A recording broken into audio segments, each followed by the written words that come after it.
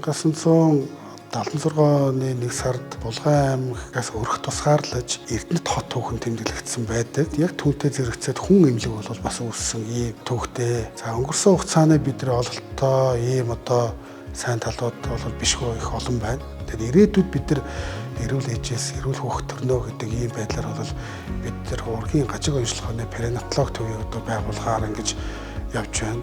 Ялангуяа хойд бүс болвол энэ зүрх судас өндөрлөг газар байрлалдаараа цусны эргэлтийн тогтолцооны өвчин өөрөө элбэг байдаг, гэмтэл их байдаг гэдэг утгаараа энэ бүгдийг нийлүүлсэн яргалтай турган төсөлмжийн төвийг Азийн хөгжлийн банкнастай санхүүжилтээр бол бас байгуулагдана гэж ингэж бид нар бодож байгаа.